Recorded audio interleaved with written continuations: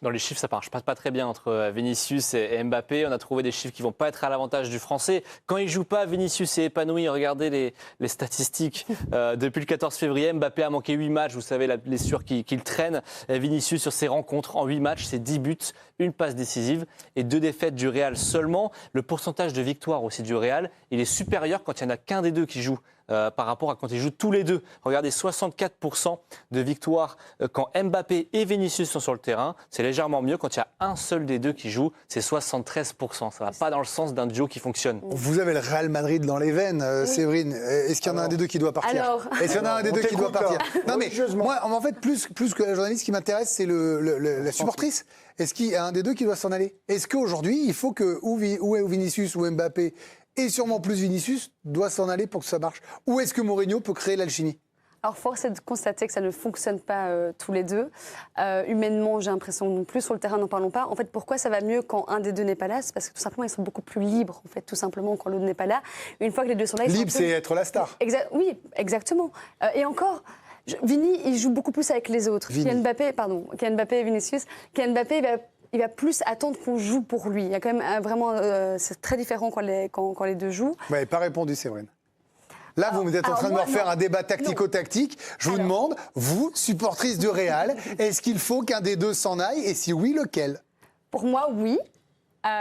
C'est dur, Greg, c'est méchant de faire ça. Non, mais si vous n'avez le droit de pas vouloir Alors, me le dire. honnêtement, je vais être super franche. Honnêtement. Bruno, il va nous dire Mbappé dans 2 secondes, donc dites-le avant lui. Alors, j'adore le joueur Kylian Mbappé. Vraiment, je l'adore. Je trouve qu'il est sensationnel, je trouve qu'il est hors norme. Mais je suis désolée, la personne qui est arrivée, déjà il est arrivé 2 ans trop tard. Pour moi, ça reste encore le club et l'équipe de Vinicius. Et en plus de ça, tout ce qui se passe en dehors du football et du terrain ne me convient pas, me déplaît totalement. J'ai l'impression qu'il se victimise petit peu. Il se victimise un petit peu. Et on l'a déjà vu au PSG, c'était la même chose sur la fin. Là, c'est la même chose. Le seul dénominateur commun, en fait, c'est Kylian Mbappé. Donc voilà. Mais après, il est tellement extraordinaire. Non, mais est-ce que je veux pas que ça se transforme? Non, mais vous avez bien fait de le dire. Non, mais voilà, c'est pas le procès d'Mbappé ou la chasse à l'homme. Parce que je sais ce que le clan Mbappé pourrait imaginer. C'est pas ça l'idée. L'idée, c'est de se dire que dans une équipe qui a été extrêmement performante, qui est sûrement le plus grand club du monde, aujourd'hui, il y a une incompatibilité entre deux. Et moi, ma question, Bruno, après avoir entendu Séverine et Benoît, c'est est-ce que pour vous, dans un troisième temps, s'ils doivent rester tous les deux, comme ça semble être la volonté de Florentino Pérez, est-ce que Mourinho peut les faire bosser ensemble? Ça sera sans doute le futur coach. Je pense que Carlo Ancelotti, Xabi Alonso ont donné la réponse, ils n'ont pas pu le faire. C'est injouable. C'est injouable. Donc en fait, celui qui doit partir, dans le psyché de Florentino Pérez, c'est Vinicius en fait. Parce qu'en gros, maintenant, vu le bazar qui est parti là, vu tout ce qui est en train d'être fait, les agents, tout le monde, l'entourage qui balance, ça soit du Vinicius, du Mbappé, ils sont en train d'alimenter, faut couper une branche. Faut tout foutre au feu et dire allez, qui veut voilà, Vinicius. Non mais c'est une bien belle image. Non mais Vinicius de dire écoute, désolé, il y en a un qui est arrivé, on lui a donné les clés, et on va devoir lui laisser. Par contre, on va lui mettre un tape dur, un coach qui va le faire travailler, on va lui reconstruire l'équipe autour.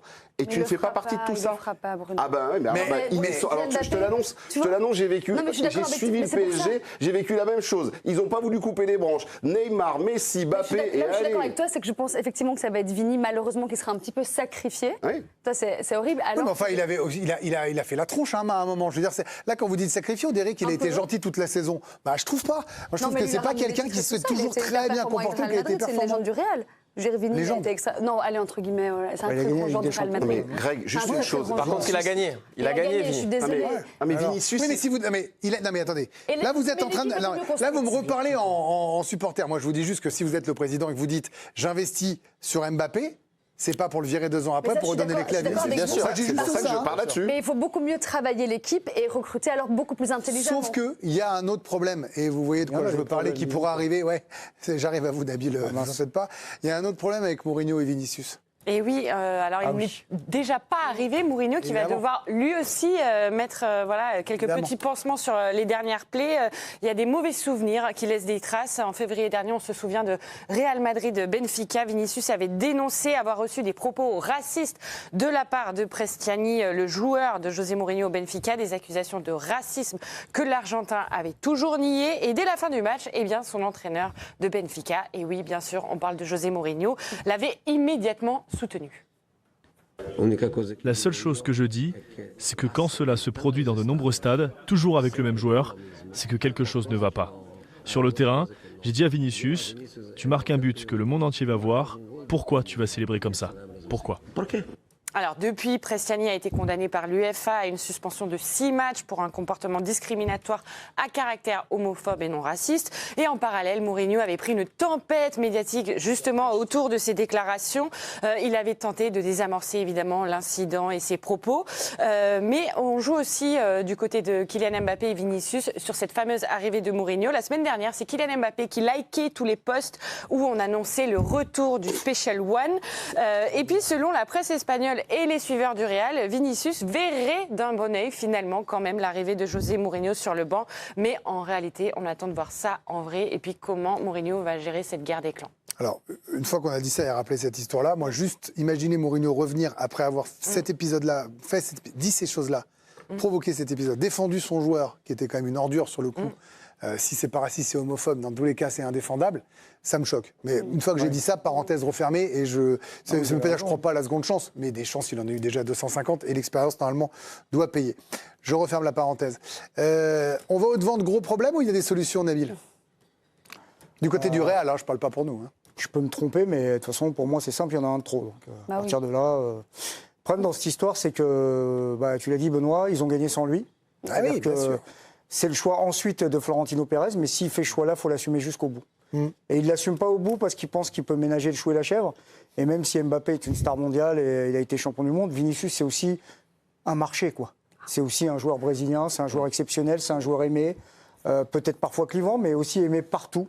En Afrique, par exemple, je sais qu'il est très apprécié. Il y a toujours un côté un peu marketing au Real. Et les joueurs parlent à des marchés. Et Vinicius, il parle à un marché.